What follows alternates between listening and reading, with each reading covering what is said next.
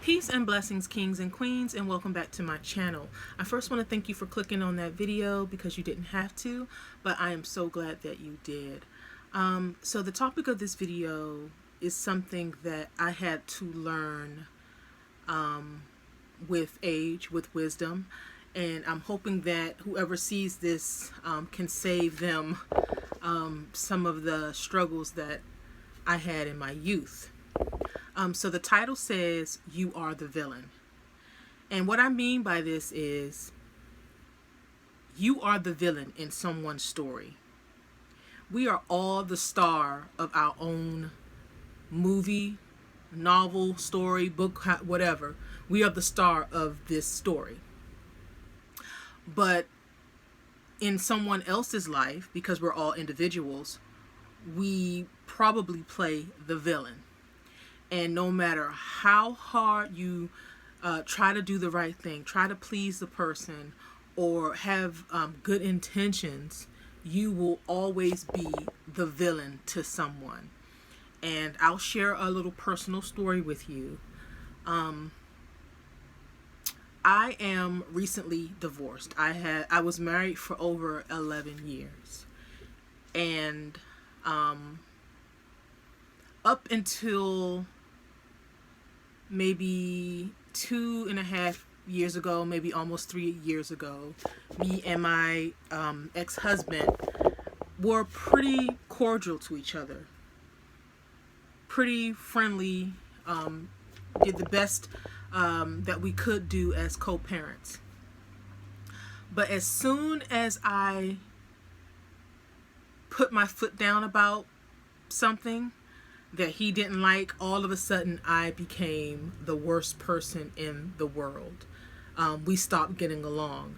And I realized that it was me that was putting in all the effort to keep the peace between me and him.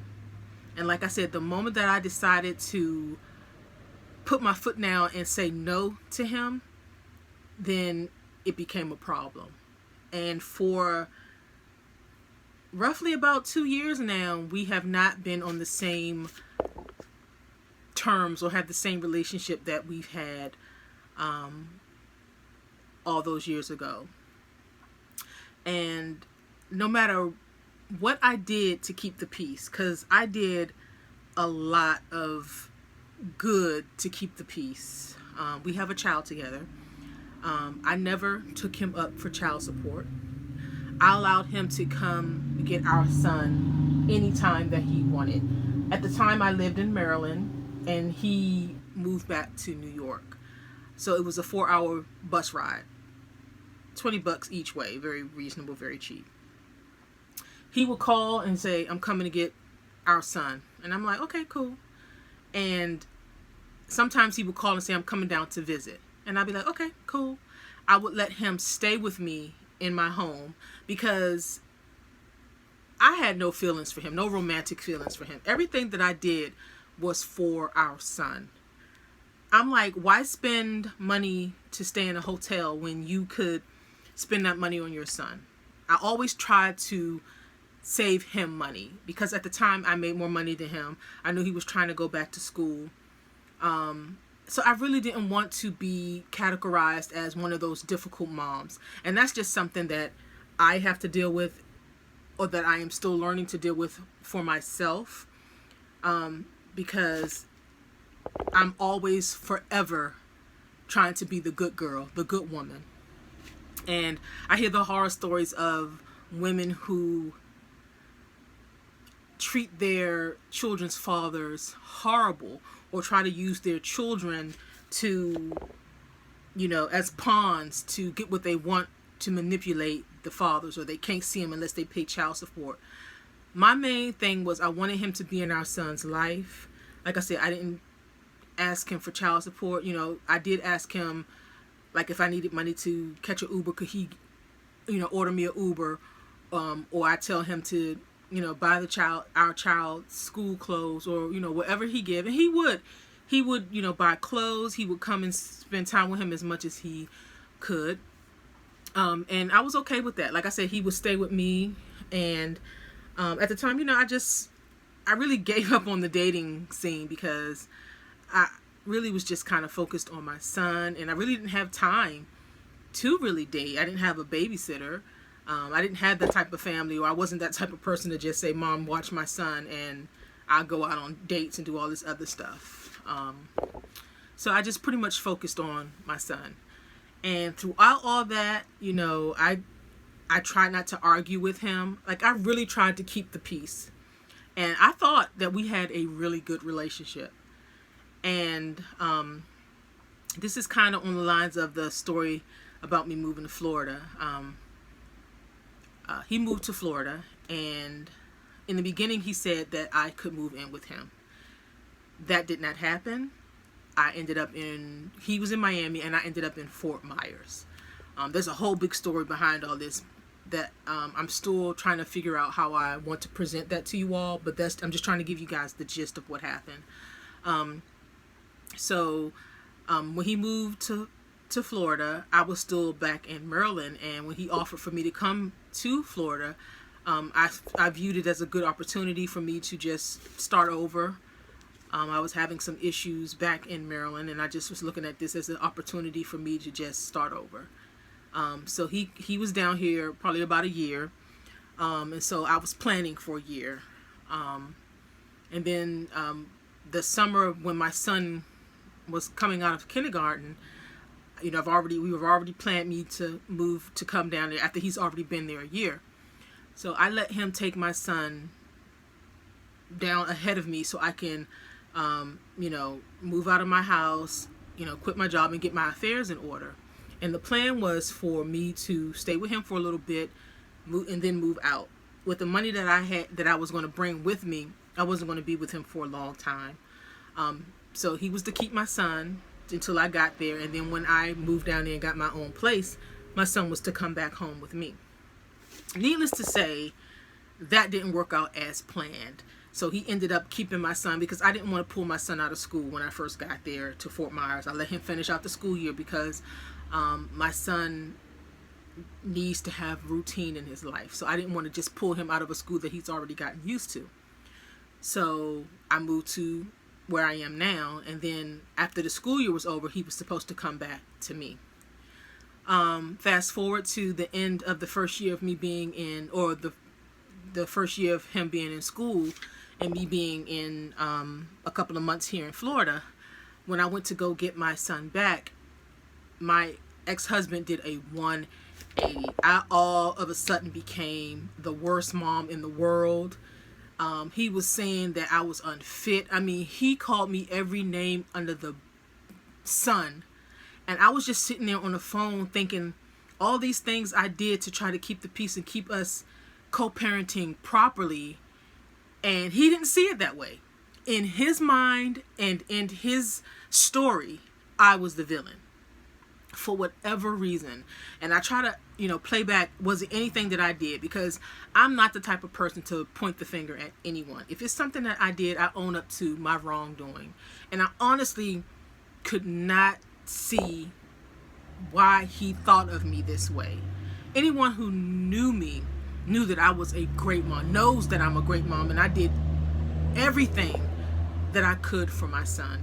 Sometimes, you know, struggling to pay his daycare, which was $800 a month. I had an $1,800 a month rent that I was paying all by myself. And like I said, at the time I had a really good job, so I was able to do that.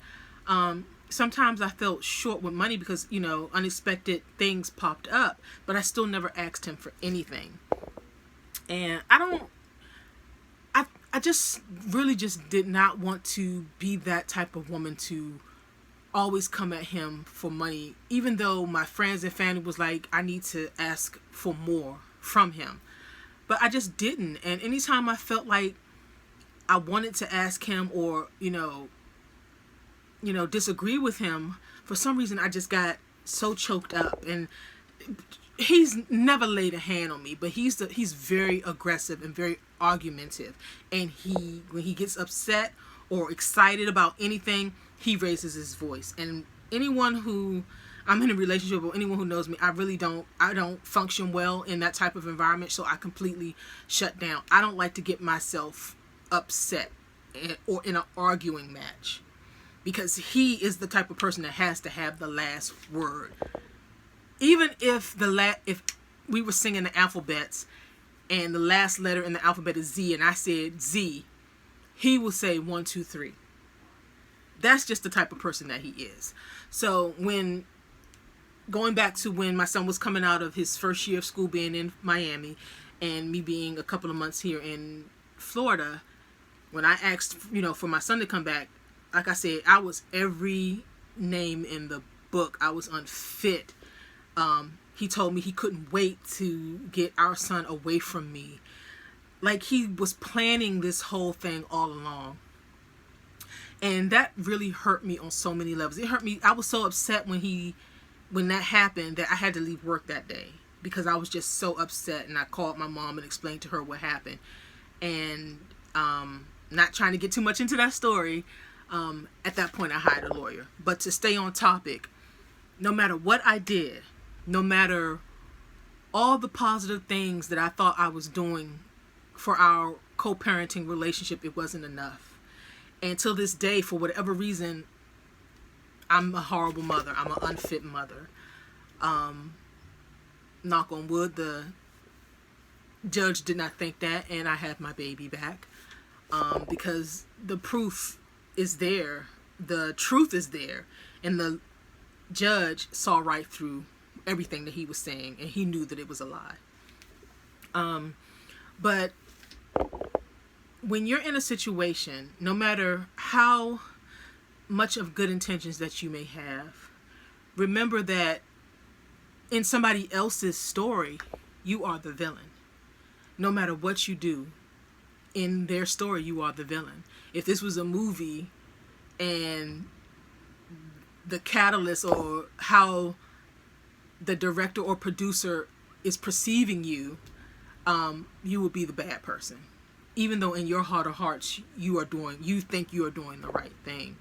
So what I'm really trying to say to you all, and God, you guys know I ramble, stop trying to please a person. You know in your heart what you're trying to do, the good that you are trying to do. Let them think whatever they're going to think, because that's what they're going to do. That's how they view you. No matter what you do, they're going to view you as being a negative person.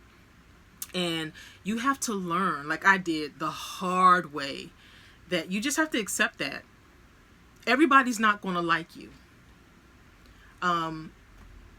You could do everything right and that person can be disgusted by you because you do everything right, or you're too much of a nice person.